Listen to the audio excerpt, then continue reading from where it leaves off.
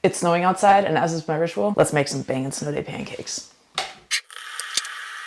One thing that never fails to irritate me is the concept of give 120% or 150% or 110%, because at the end of the day, if you look at all of your devices, even this phone right here, even this microphone, it's never possible to get it over 100% charged. It's just not possible. Basic math. The sentiment behind this concept, give 120%, is usually just the concept of try harder. Give me more. I actually have a really big problem with that because it leads to us indulging in this concept of I can just do more, and more is always better, but it's not. It's simply not. It's really important to understand the fact that 100% is all we can give in a day, and that 100% changes daily. That's like my max effort. That's the best lifetime PR that I've ever had. That's not a daily standard. My 100% is based on many, many things, including how I'm feeling, my health, my sleep, my performance, my attitude, whether or not it's snowing outside, pain, injury, illness. There's a lot of external factors as well as internal factors that impact what our capacity is going to be on any given day.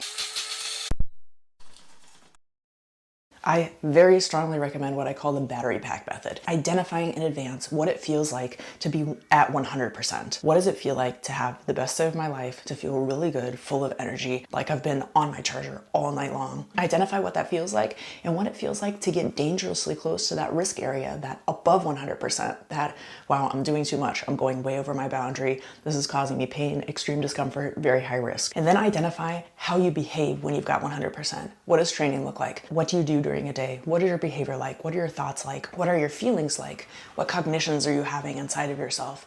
And then identify what does it feel like to be at 80% and what can you still do? What's on your bare minimum list for that day? And then 50%, and then 20% when you're in energy saver mode. What tasks, what thoughts, what feelings, what things are you absolutely going to have and do on that day still, even if you wake up and you know you will only have 20%? Consider your battery charger. It would be great if we all had one of these, likely get a couple more percent, but that's not how it works. However, you can identify resources for yourself that give you more battery, that give you more energy, that activate resources in you. It might give you that 2 to 5% increase, or maybe it's even a 10% increase, a 20, a 30, maybe even a 50% increase, because you knew which resources to activate. That could be, for example, making sure you eat all your meals every single day, talking to a friend, taking a nap so you have more energy before training, talking to your coach, drinking less coffee because you know it's good for you, eating these sick-ass pancakes. I know I'm going to get more power from that. I'm not alone, and this is not permanent. I can still change my station. Yeah, today I'm at 20. I know it won't be that way tomorrow. I know it won't be that way next week. Having these things decided in advance make it so much easier when you only have 20 going on 19%